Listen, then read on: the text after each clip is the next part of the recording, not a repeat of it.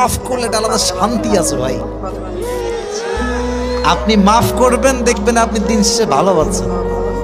আর আপনি খালি ভাববেন যে আমি প্রতিশোধ দিব, ওরে আমি দেখে ছাড়বো, রিভেঞ্জ নিয়ে ছাড়বো, আপনি প্রতিশোধের আগুনে জ্বলে পড়ে ছারখার হয়ে যাবেন।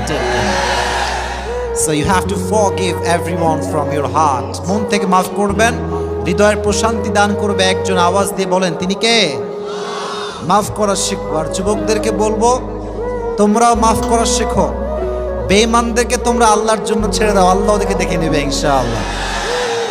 যারা প্রতারক, যারা বিশ্বাসঘাতক, যাদের কথা কাজে মিল নাই, এদের সাথে কোনো সম্পর্কের দরকার নাই, এদের জন্য আল্লাহ একাই যথেষ্ট। ঠিক কিনা বলেন যুবকেরা?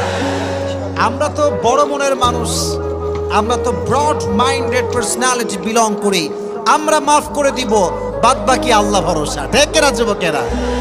তাহলে প্রথম মেসেজ আজকের এই মাহফিলে, এই যে আমাদের হৃদয়টা আছে, এই হৃদয়ে কোনো হিংসা বিদ্বেষ থাকবে না, কারোর জন্য কোনো প্রতিশোধ থাকবে না। একটা সুন্দর হাদিস শোনাই।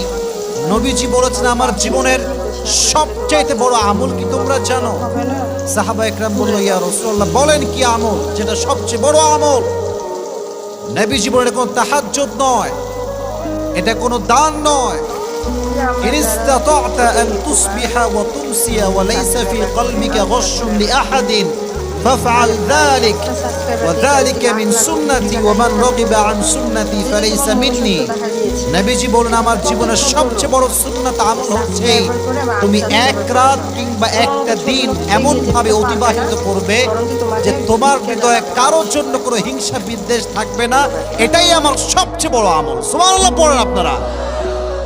একজন সাহাবী যে সবাইকে মাফ করে দিত, নবীজি তার ব্যাপারে দুনিয়াতে তিনবার জান্নাতের সুসংবাদ দান